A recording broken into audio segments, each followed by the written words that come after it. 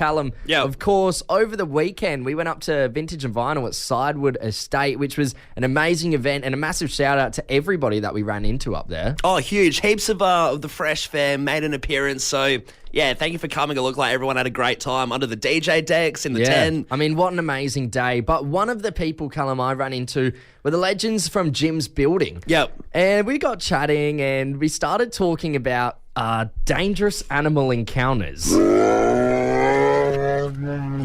That was a bear. Is this just on your go-to cue cards in your jacket pocket? For once, I wasn't the one that brought it up. Oh, really? Because animal encounters seems like exactly something you would bring up. No, but we were chatting about it for a while, and we both looked at each other and were like, wow, this is an interesting chat. And it was his idea to bring it to the radio. And I said, you know what? Yes. I'll do this for you. Have you had an encounter with a dangerous animal, Adelaide? Yeah, it's a big question. Have you had one? Me? Yeah, I've had a couple actually over the years. So when I was younger, we go up to Port Vincent in the Yorke Peninsula, and it was one night we were just sort of hanging out in the water, like not even waist deep, probably to the knees, and this tiny little Port Jackson shark came up and nipped me on the ankle. Yeah. That was nothing. Then again, up at Port Vincent, there's this little trail that I like to run on. And every now and then you'll see a brown snake just sort of cross the trail. Now, brown snakes are the most venomous snake in the world. They're pretty dangerous. They're pretty scary. If you get bitten by one, you have to be rushed to hospital immediately, or it could be fatal.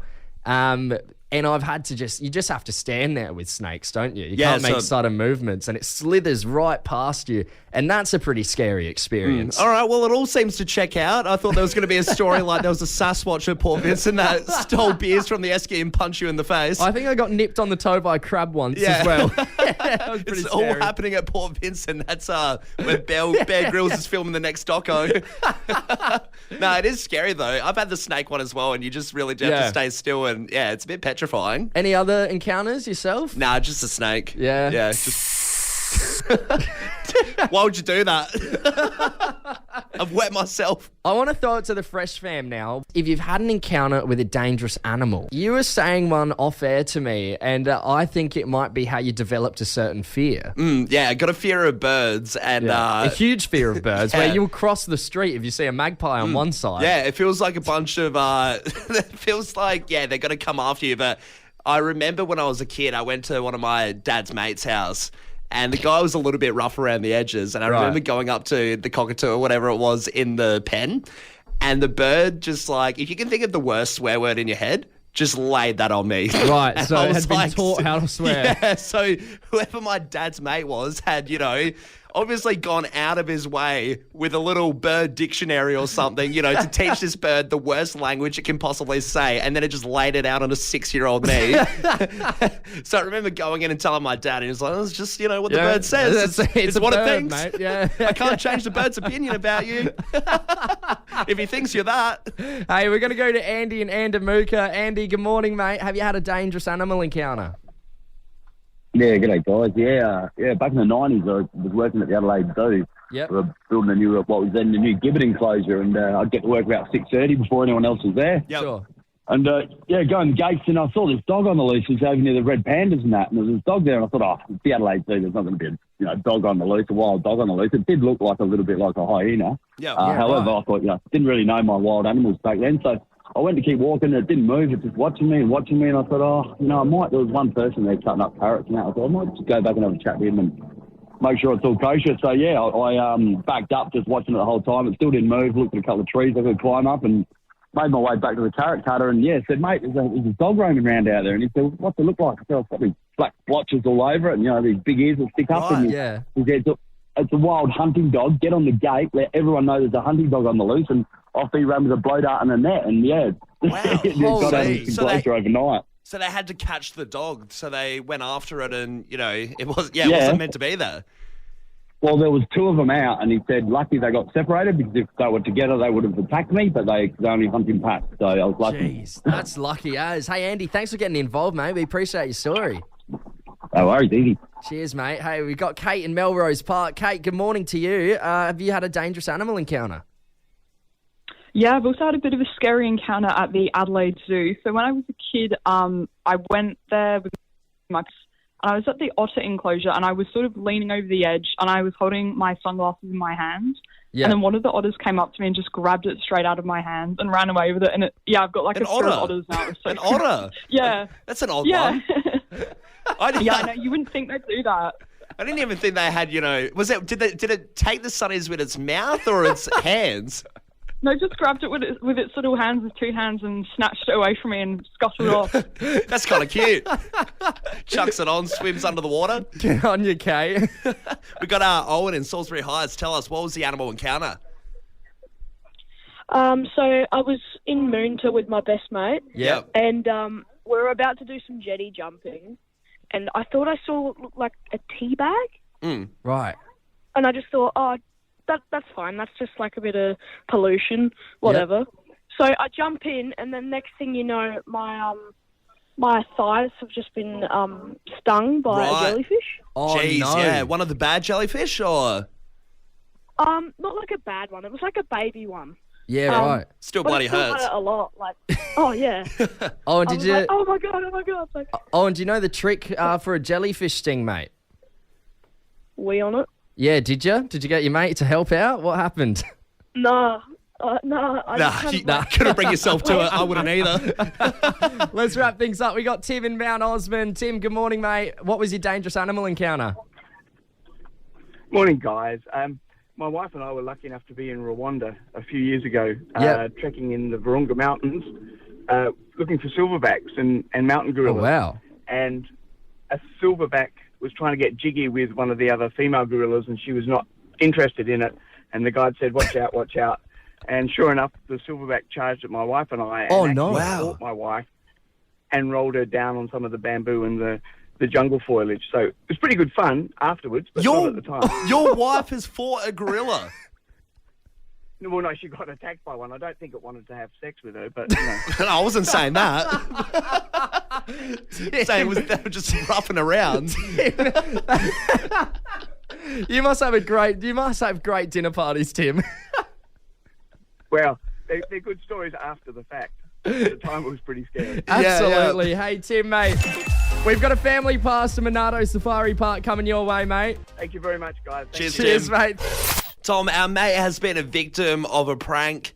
And it's a good prank when it lasts several weeks and our mate can't seem to, fix or resolve it or escape it. Yeah, weeks, months, years. I actually don't know how long it's been. I think it's been a while, and he's just sort of flown under the radar with it and just tried to put it out of sight, out of mind. Yeah, and it's a tough one because it's a commodity that you'd use every day. Yeah, and this is why I think it is one of the best pranks I've ever heard of. So our mate Andy he's got his own house, he's got his own TV, the lounge room set up, everything like that.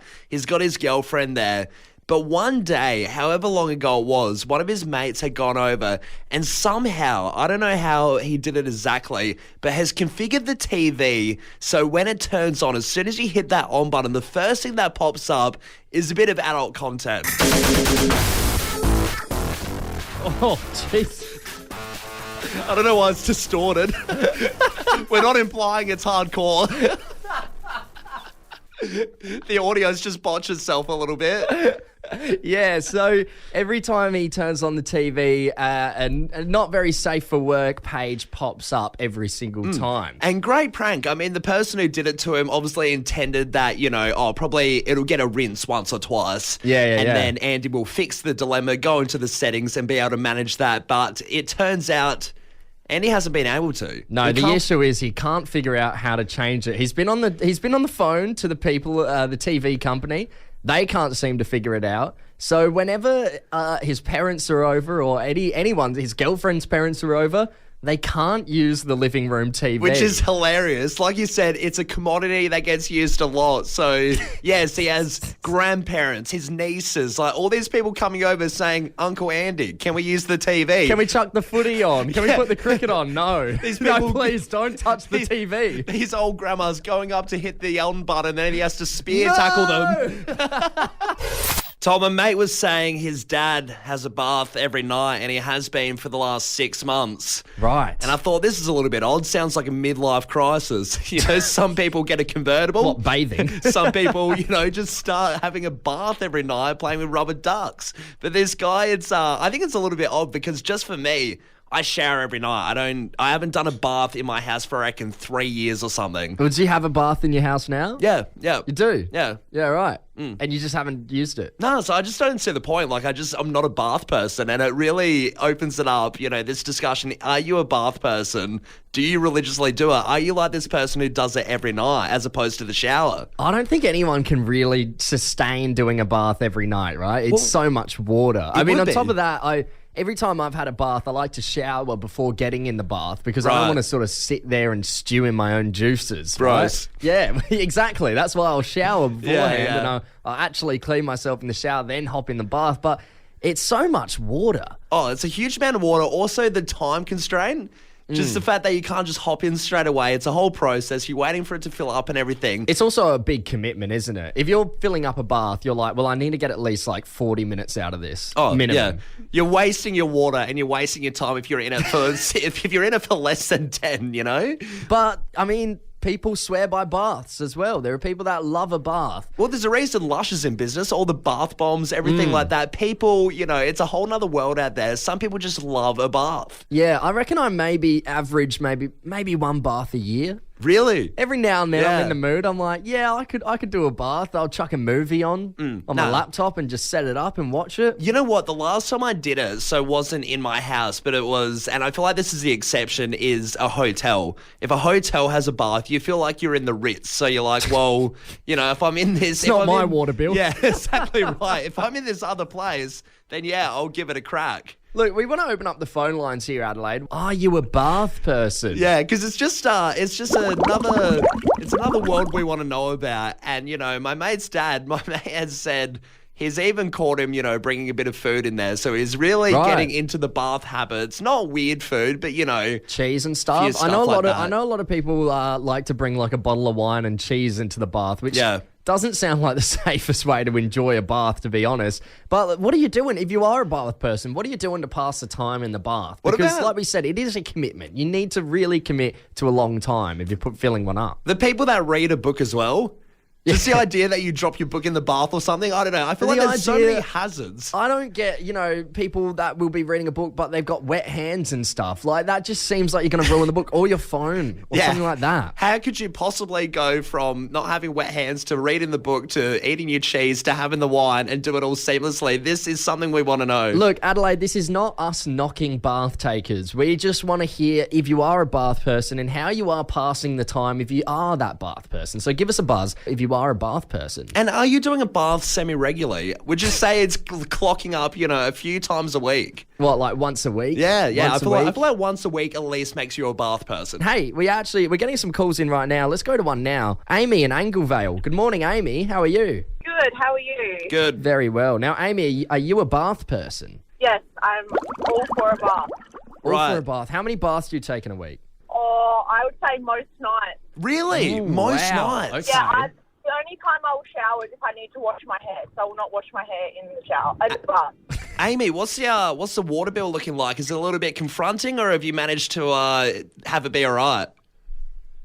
Oh, my husband just takes care of it. Okay, yeah. Out of sight, out of mind. Amy, exactly. How long do you think you're putting in your bath time? Because we were saying it's a bit of a commitment once you fill it up. How long do you reckon you spend in the bath? Oh, I'd say a good half an hour to 40 minutes, but I swear I'm the devil's child. My bath has to be boiling hot. Right, okay, so lobster temperature. Scalding. Yeah. It has to be scalding, yeah. And what are you doing to pass the time in the bath, Amy? You got bubbles, you got toys, you watch a movie? Yeah, bubbles and TikTok. Bubbles and TikTok. There Sounds you go. all right. The text line is going bazonkers at the moment. Somebody's texted in here saying, not a fan of baths. I don't like the idea of festering away in my own dirt. Yes, I that's a big agree, one. and that's why, if I ever have a bath, I'm showering beforehand, getting clean. That says, someone else said, respect the hot bath. I have it so hot, my husband has no interest in coming in at all, so I get it all to myself. bit of alone time. Yep, fair enough. Imagine that. Imagine that, just sitting in your bath being like, you can hop in if you want as it's steaming up. Yeah. Ooh, another text here. This is someone else that seems like they like their alone time. For boys, romantic baths with your partner never work because your little fella just like bops around at the top and it's such an ick. Right, yeah. Keep it in mind. Yeah, I'll put a little flannelette on top. Chuck the bubbles in, cover it up. Extra bubbles. Why are you using the whole bottle? It would just rise to the top. We got this one here. Good morning, boys. Our whole family loves a bath. We leave the water in to save water. It might sound a little gross, but we all shower and get clean first. I don't know. It sounds a bit off leaving the water in, sharing the water. I don't know. Economical, though, I guess. Yeah, I don't know. Maybe just have a shower. Let's go to Emma in Somerton Park. Emma, good morning. You're a bath person, are you? Yes, I love the bath, and my stepdaughter rang up a couple of weeks ago because I'm the one who likes to have a guilt-free bath, and I send my partner away so I can just soak away myself. Oh, right. Okay. Yep. So how many times do you have in a bath? I would do it every day, but I do it once a week. And my stepdaughter Charlie, she brings me my wine and my water, and because I have it so hot as well that I like to cook myself. Yeah, right. And I have to have a shower afterwards. How are you? I'm so hot. How are you calling her in for the services? Do you have a little bell installed near the bath you can ring, or are you just yelling out? Doorbell installed. No, I normally just yell or text her. Yeah. It's easy to do it. And so you got food, you got wine. What activities are you doing? Are you reading or just watching stuff? No, I'm normally watching a movie. Okay, so how much time do you reckon you'd spend? Would you spend the whole movie in the bath, or would you be hopping out about halfway through? Nah, man, I stay in there the whole time, and then I'll fill it up again with more hot water. What happens if you watch Lord of the Rings or something? Are you just coming out all wrinkled? You have to look at the runtime, surely. Yeah, like a lobster. I don't care. I have a shower anyway, so it's fine. Oh, Emma, good on you. Thanks for getting involved this morning. Thank you. Cheers, Emma. Cheers. Over the weekend, of course, we went up to Vintage and Vinyl at Sidewood Estate, and quite a few of us from Fresh ended up going up there, and one of which was our social media man, Gavin, who drove a couple of us up there. Gav, good morning, mate. How are you? Good, guys. How are you? Good. Now, when you were driving us up to Sidewood, you mentioned something to us that caught us all a bit off guard. Yeah, I said that I'd never driven on the freeway before. Right, okay. I mean, I've been on the freeway. I've never driven on it myself. You've never driven on it. And that is still true to this day. You hadn't remembered a time since then where you're like, oh, actually, no, I have. You haven't driven up the freeway. Not myself, never driven. So that's an interesting one. And is it because it gets to a certain speed limit that you have to go where it gets really fast and you just don't want to? You just put off by it? It's not that. It's that every time I go up there, I'll just be sensible and don't drive because I'm usually going to a winery or something. Yeah. So I'm usually in a bus or something like that. Because I live far up north, so it's quite a while away for me to go up there. So it's just not something that I've ever driven on before. Well, it got us talking about roads that you just sort of flat out refuse to drive on, ones you avoid. Are there any roads you avoid, Gavin? Main North Road is pretty horrible. The so I'm always intersection at Main North Road Regency?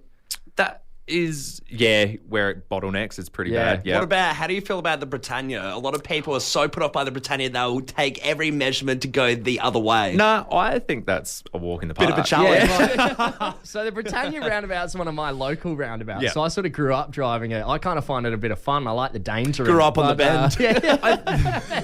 But no, I mean, our content director, Sophie, was saying her mum would do everything in her power to avoid the Britannia roundabout. And so many people do. Yeah. I mean, the double roundabout, double laned, it is a bit scary sometimes going in, especially for inexperienced drivers. Yeah, 100%. I've got a friend that avoids the Southern Expressway at all costs, and it goes back to that not wanting to go over 100 k's an hour. Like, as soon as she got up to 100 k's, she'd have to pull over, have a little cry, and chill out for a little bit, and then start it up again, because she gets so panicked, and she just gets really frazzled going that fast. So it's one of those that you just don't want to go because of the speed limit there. Yeah, I know another one that a lot of people try and avoid is that intersection around Marion Road and Sturt Road.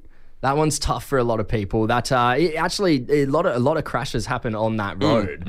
Just one of those more dangerous ones. Yeah, definitely. And I mean, if you have a look at a list, a bunch of Adelaide people have, submitted stuff chatting about this discussion. Unley Road, real busy one, can have a few predicaments. Glen Osmond, McGill, all of those ones just get a bit hectic sometimes for people. Yeah, I mean, even like back a few years ago, before the parade sort of got all done up again, it was pretty bumpy. Like the tree roots in the middle of the road would crack up through the surface of the asphalt and made it a pretty bumpy road. I know I used to not like driving up there that much. Yeah. That sounds crazy. Tree roots coming through the ground like it's the Rapture or something. I'd want to drive away from that ASAP as well. There's one like that. I think it's on the way to One Tree Hill. And I don't know if it's Blacktop Road or something like that. But it's very bumpy, and it's almost like someone mentioned years ago that they just buried the dead kangaroos under the road because it's that bumpy. What, bit of urban legend. People are getting real passionate on the text line. Somebody's texted in here, lads, it's got to be Tapleys Hill Road. Absolute shocker. Always busy and people constantly on and off of the brakes. Hey, yeah, good call. I can't stand it when people are on and off the brakes like that. Yeah. This one here too, Tom. Hi, guys. Not me, but my fiance was driving down Snake Gully Road and she had to pull over so many times. I ended up taking over. She was in tears. It just sounds like someone who's just pissed off at their wife, not being able to drive down the road. Get in the back seat. Just wanting to brag. Yeah, I took over.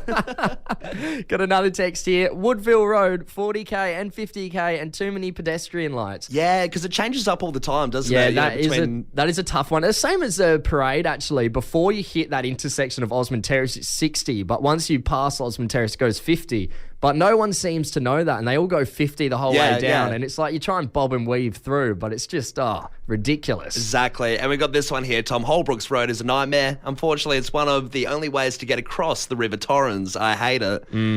Another one here, classic one. Hate Unley Road. Too many parked cars and crazy drivers. No, Unley gets nuts as well. And before that, preceding Unley Road, when you get up to all of those intersections and everything, it gets a bit bonkers. Especially in that peak time, it gets bad. But definitely. Hey, we've got Max from Mount Barker on the line. Max, mate, good morning to you. Is there a road you flat out refuse to drive on, mate?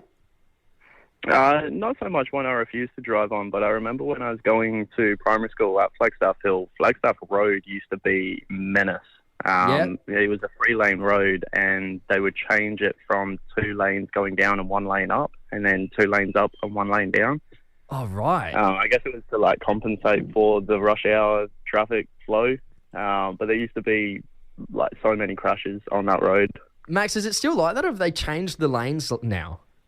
Yeah, they've changed the lanes now. I never drove on it.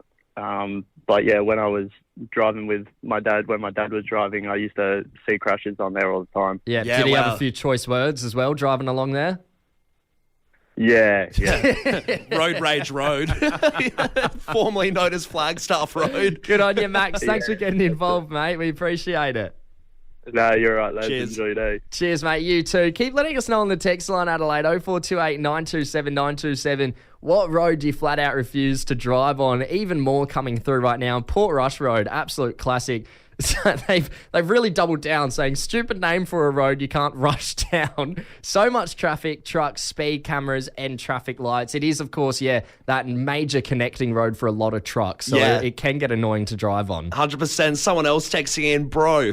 The Brighton... Straight off the bat, bro, the Brighton Road Hove train line gets so banked up in peak hour because of the train. Few numpties kicked a fuss over opposing an overpass and they won. This is the reason why Sydney and Melbourne laugh at us. Hey, very passionate there. Keep it up. Yeah, and we've just got one more come through. South Road is the bane of my existence. Absolutely, isn't it?